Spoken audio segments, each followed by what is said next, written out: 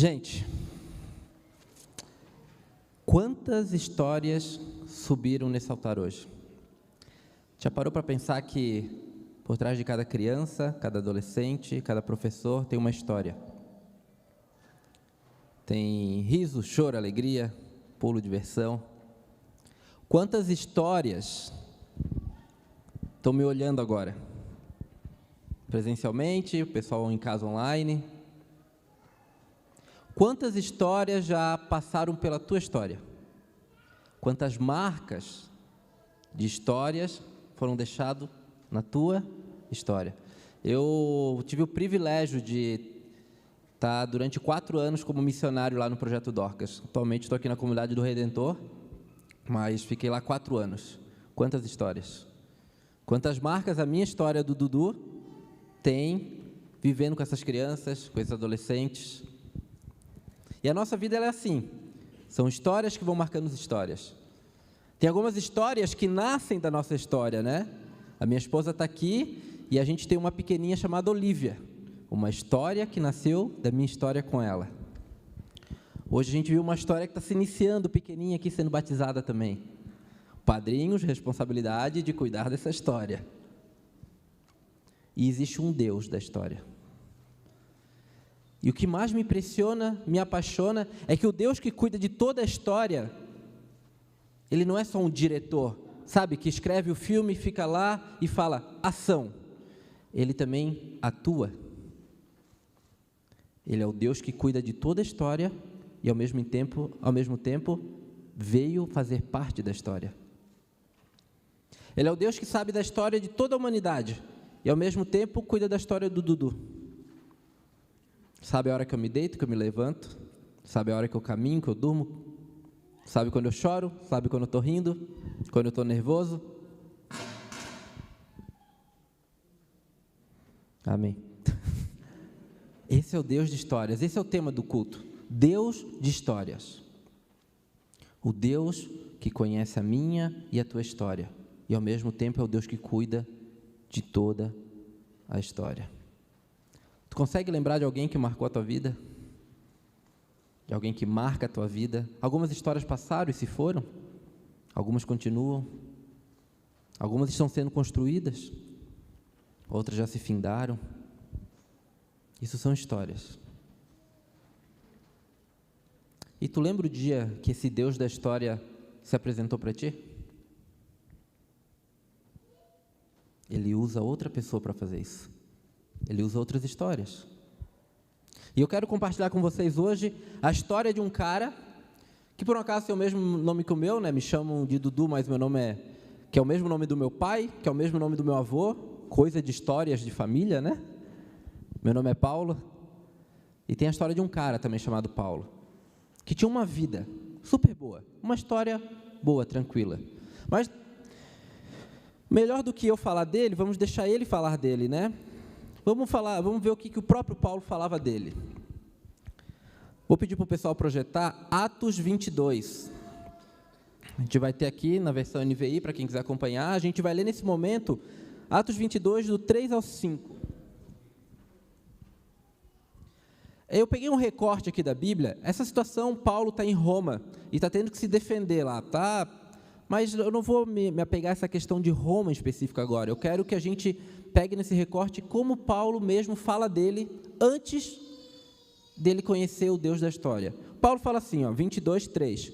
Sou judeu, nascido em Tarso da Sicília, mas criado nesta cidade. No caso, ele está falando de Jerusalém ali, quando ele está sendo confrontado pelos romanos. Fui instruído rigorosamente por Gamaliel. Gamaliel, ele era um mestre, era um rabino da religião judaica, na lei de nossos antepassados, sendo tão zeloso por Deus quanto qualquer de vocês hoje. Persegui os seguidores deste caminho. Quando ele fala caminho aqui, ele está se referindo aos seguidores de Jesus Cristo, até a morte, prendendo tanto homens como mulheres e lançando-os na prisão. Como podem testemunhar, o sumo sacerdote e todo o sinédrio era uma assembleia da religião judaica que existia, onde estavam os sábios, os mestres, né? Dele cheguei a obter cartas para seus irmãos em Damasco e fui até lá a fim de trazer essas pessoas a Jerusalém como prisioneiras para serem punidas. Esse era Paulo. Geralmente a gente escuta testemunho em igreja, que é aquele testemunho do cara que era totalmente errado moralmente diante da sociedade. Era aquele cara que tinha algum passado criminoso. Paulo não. Paulo, moralmente diante da sociedade, ele era o cara que de repente você falaria, como o genro é um bom partido. Paulo era trabalhador, fazia tendas. Paulo, ele foi instruído por Gamaliel, que era um dos rabinos, uma instrução muito respeitada na época. Paulo tinha uma moral, digamos assim, de chegar diante do sinédrio, diante desses mestres, diante desses anciãos e falar, quero cartas com autorização para poder prender aquele pessoalzinho daquela seita que segue Jesus, que é assim que era visto o cristianismo, e ele consegue essas cartas. Então Paulo era um cara que moralmente diante da sociedade era um bom exemplo. Era um cara que falava, nossa. E aí ele vai lá e pede cartas para que eles pudessem chegar em Damasco e prender todo aquele que falasse sobre Jesus em Damasco. Por que ele queria fazer isso? Damasco era um centro comercial. Muita gente perambulava por Damasco. Era onde se reunia gente de todos os povos e era um ponto estratégico. Se o cristianismo é pregado ali, dali ia se espalhar para muitos lugares. Então Paulo já sacou e falou, não, essa seitazinha de gueto aí não pode se criar em Damasco. Então ele quer ir para Damasco para acabar. Assim era Paulo. Esse era Paulo. Um cara que estava com todo o anseio de simplesmente cuidar da moral religiosa da época. Um bom homem. Um bom homem. Mas, lembra que eu falei no começo? O Deus da história, ele não fica sentado de longe olhando para ela, ele intervém na história. Isso aqui aconteceu, obviamente, depois de Jesus Cristo já ter vindo, andado pela terra, ter sido crucificado, já ter ressuscitado. Mas ele ainda é Deus vivo, ele não foi e sumiu. Vamos ver então o que aconteceu com a história do Paulo, o Paulo que tinha todo esse perfil que eu acabei de apresentar para vocês. Continuando no mesmo texto, então Atos 22, e agora eu passo a ler a partir do 6, o próprio Paulo aqui está falando o que aconteceu com ele. Versículo 6, o Paulo vai falar assim, por volta do meio-dia, eu me aproximava de Damasco quando, de repente, uma forte luz vinda do céu brilhou ao meu redor. Caí por terra e ouvi uma voz que me dizia, Saulo, Saulo, por que você me persegue? Por que você está me seguindo? Então perguntei, quem és tu, Senhor? E ele respondeu, eu sou Jesus, o Nazareno a quem você persegue. O Deus da história entra na história de Paulo. O Deus da história se apresenta na história de Paulo agora. O próprio Cristo, que já tinha ressuscitado, subido aos céus, aparece como uma luz forte e fala, Paulo, sou eu. E se tu não sabe, se tu for depois conferir o que aconteceu com a história desse Paulo depois, ele continuou um cara firme, um cara com propósito, mas agora de anunciar o evangelho que é o próprio Cristo, como o Jackson até falou aqui no começo hoje. Saulo fez 3 grandes viagens missionárias. Paulo foi responsável, é conhecido como um dos grandes missionários da Bíblia, foi um grande teólogo, sofreu, apanhou, foi preso. Essa situação que eu estou lendo aqui exatamente em Atos 22, aqui, ele está numa situação que estavam querendo prender ele, não estava sendo tão fácil. Em um dos momentos, ele vai ter um relato na Bíblia que ele fala algo que até é conhecido, ele fala assim, não se conforme com este tempo, com esse século, mas deixem a sua cabeça ser transformada, porque a dele foi transformada. A questão é que esse Jesus, que entrou na vida de Paulo e mudou a vida dele, é o mesmo Cristo que se apresenta para a minha e para a tua vida. É um Cristo que não quer somente que tu tenha uma mudançazinha moral diante da sociedade. Porque, moralmente, Paulo era um cara ok. Mas ele quer mudar o que está lá dentro. É uma mudança de vida, de mente, de visão, de tudo. Tanto é que ele mesmo vai falar, porque agora não sou eu mais que vivo, mas Cristo vive em mim. Essa é a mudança verdadeira. Ele não passou a ser um homenzinho bom, ele passou a ser um novo homem, porque o Cristo da história é vivo e se fez presente na história de Paulo. E agora ele é nova criatura. E agora ele é novo homem. Esse mesmo Cristo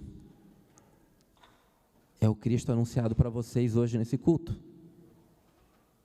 Ele não perdeu força, ele não ficou velho, ele não ficou mais fraco, ele não está oculto, é o mesmo. O mesmo Cristo que me dá autoridade através do Espírito Santo em estar falando agora isso, é o que apareceu para Paulo. Ele não virou história, ele ainda faz história. Esse Deus não virou história, ele ainda muda histórias. Ele é a história. Ele se apresenta hoje para vocês. Eu não conheço o nome de vocês, eu não sei. Mas tu pode pensar no teu próprio nome e ele está falando: oi, João, Maria, José, sou eu, o Cristo. O Cristo. Esse Cristo se apresenta na história dessas crianças. Esse Cristo está vivo no Dorcas. Esse Cristo tocou corações de vidas que fizeram com que essas pessoas olhassem para o Bonfim, que é o bairro onde fica a maioria das crianças que moram no Dorcas, e falaram: a gente vai amar essas crianças. Não porque nós somos bons, mas porque esse Deus agora habita em mim, e eu vivo por Ele, e eu passo a viver o que Ele quer que eu viva. Não porque eu sou bom, porque Ele é bom. E aí tem uma passagem que eu acho muito interessante, que está lá em João 20. Eu não combinei com o pessoal, mas se quiser projetar. A gente sempre reclama quando o pregador não fala a passagem e manda projetar. E hoje eu estou aqui pregando e estou fazendo isso com eles. Só para ver se vocês estão ligados. João 20, 21.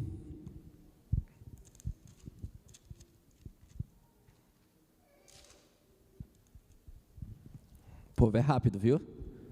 Aí, ó, estão pensando o quê? João 20, 21, Jesus vai aparecer para os discípulos. Ele morreu, ressuscitou. A situação é o seguinte: os discípulos estão trancados, com medo. Falaram: o nosso mestre se foi, já era. O que vai ser da gente agora? Uns já voltaram a fazer o que faziam antes. E esse Jesus aparece lá no versículo 21 e fala: novamente Jesus disse: Pai seja com vocês. Assim como o Pai me enviou, eu os envio.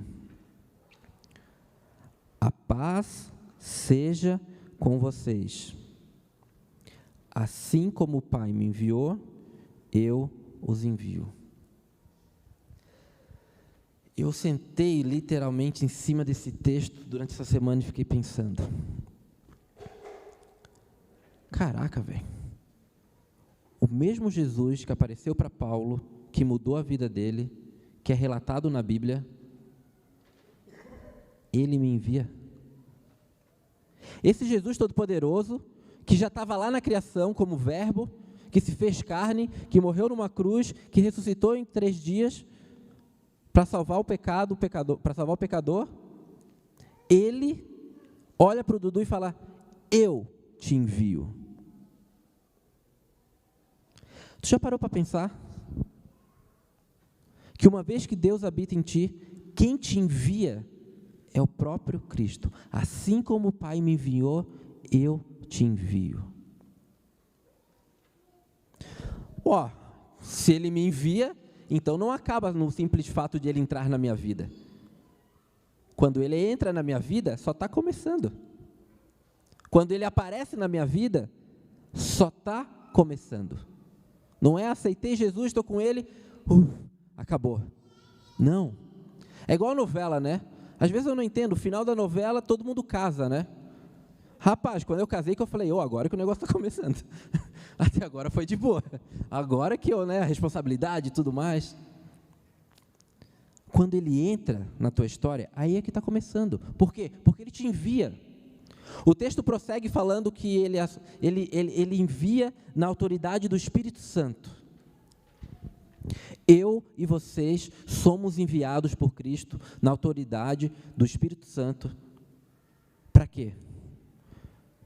Para que Ele se faça presente em outras histórias.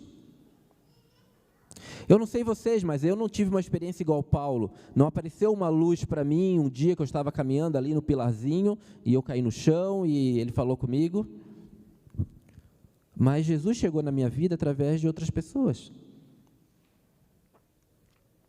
Um dia alguém falou para mim: Dudu, existe um Jesus que te ama, que é assim, que é assado. Eu falei: uau.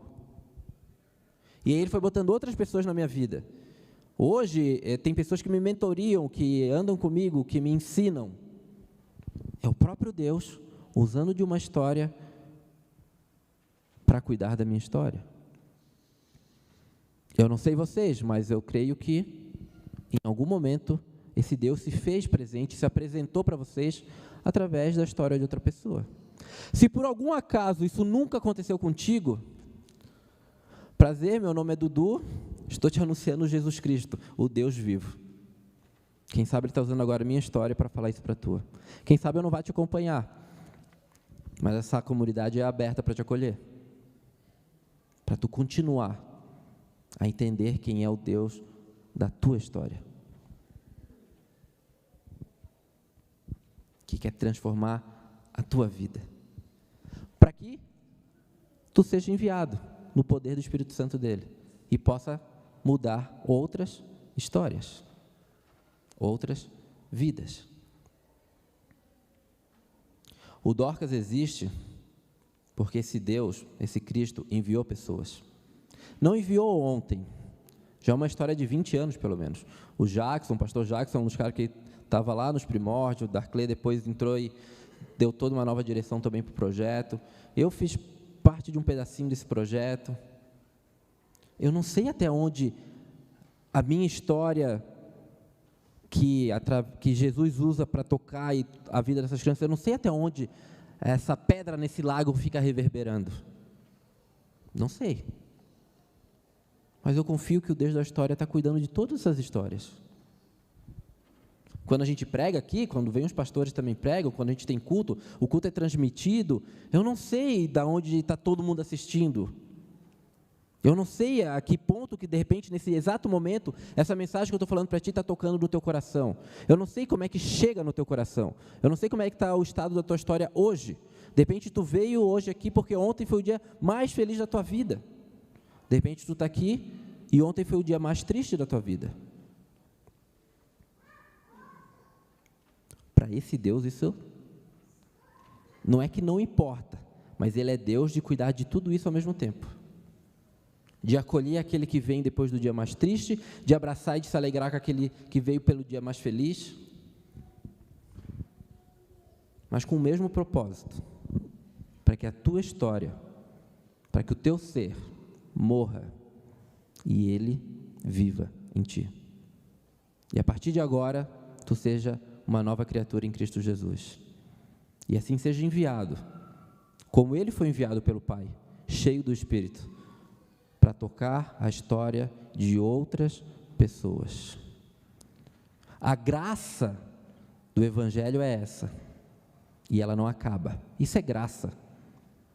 Graça é receber algo que tu não merece. Eu, Dudu, não mereço estar aqui falando desse Deus poderoso, porque eu sou pecador, mas pela graça e misericórdia dEle, Ele permite isso. Pela graça e misericórdia, Ele permite que tu sente do lado de um amigo e anuncie o Evangelho dEle.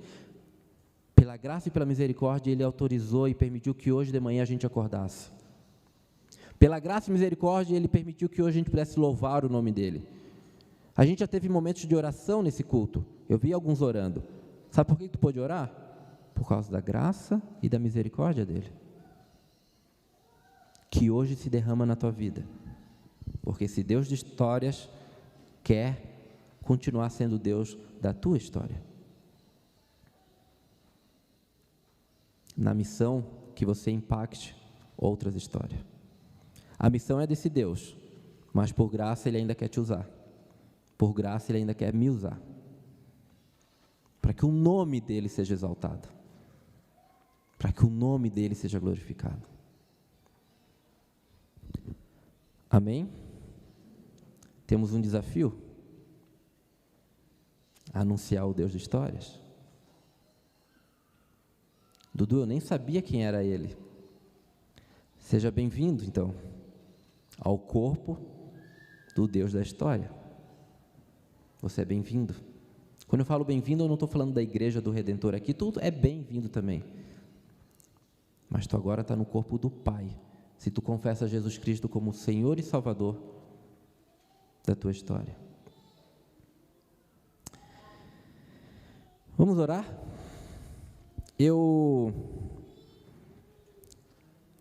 É uma pregação mais curta, né? O nosso culto hoje é tão celebrativo com tantas coisas, ainda bem. E eu quero encerrar com uma oração, mas eu não vou encerrar com a minha oração, não.